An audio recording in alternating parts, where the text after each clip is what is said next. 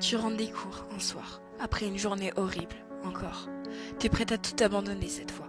Tu vas dans ta chambre, tu fermes la porte et tu prends ce morceau de papier, cette lettre de suicide que tu as écrit maintes et maintes fois, encore et encore.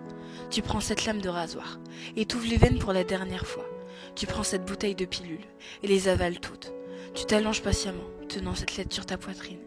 Tu fermes les yeux pour la dernière fois. 1 heure plus tard, ton petit frère toque à la porte pour te dire que le dîner est prêt. Tu ne réponds pas, alors il entre. Il voit seulement que tu es allongé sur ton lit. Alors il pense que tu dois dormir. Il redescend et dit ça à ta mère. Elle monte dans ta chambre pour te réveiller mais remarque que quelque chose ne va pas. Elle prend la feuille que tu as dans les mains et la lit.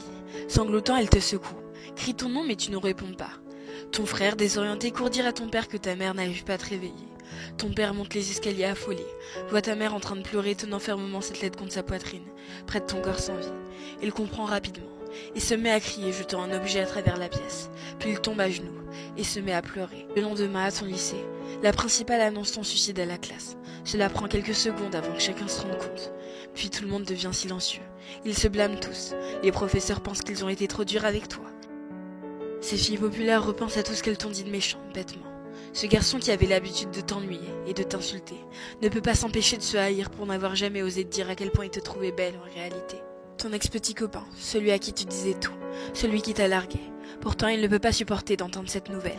Il s'effondre, se met à pleurer puis quitte la classe. Ses amis, ils sanglotent aussi, se demandent comment ils ont fait pour ne pas se rendre compte que quelque chose allait mal. Ils auraient aimé pouvoir t'aider avant qu'il ne soit trop tard. Et ta meilleure amie, elle est en état de choc. Elle ne peut pas y croire. Elle savait ce que tu traversais, mais elle ne pensait pas que ça allait aussi mal, au point d'en finir. Elle ne peut pas pleurer. Elle ne veut rien ressentir. Elle se lève et sort de la classe. Dans le couloir, elle s'effondre par terre, tremblante. Se met à crier, mais aucune larme ne sort. Quelques jours plus tard, à ton enterrement, il y a la foule.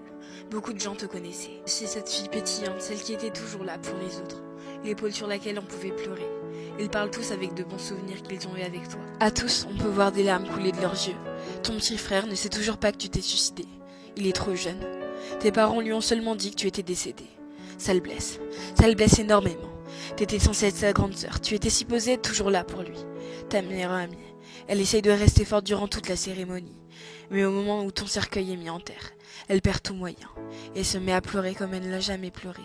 Et elle continuera, pendant des jours et des jours. 2 ans plus tard, tes amis, pour la plupart tombés dans la dépression, parlent toujours à un conseiller thérapeute 1 fois par semaine. Certains de tes professeurs ont tout simplement quitté leur job. Ces filles populaires ont maintenant des troubles alimentaires. Ce garçon qui t'insultait s'ouvre les veines. Ton ex-petite amie ne sait plus comment aimer et n'a jamais pu avoir une relation stable à nouveau. Ta meilleure amie, elle a essayé de se suicider, mais elle n'a pas réussi comme toi. Mais elle a essayé, plusieurs fois. Ton frère, il a finalement découvert la vérité sur ta mort. Il se coupe, s'ouvre les veines, pleure le soir. Il fait tout ce que tu as fait pendant des années et qui t'ont conduit au suicide. Tes parents, leur mariage est tombé à l'eau. Ton père est devenu alcoolique pour le distraire du mal que lui a causé ton décès. Ta mère est tombée dans une profonde dépression qui l'a tuée à petit feu. Elle a scrollé toute la journée dans son lit.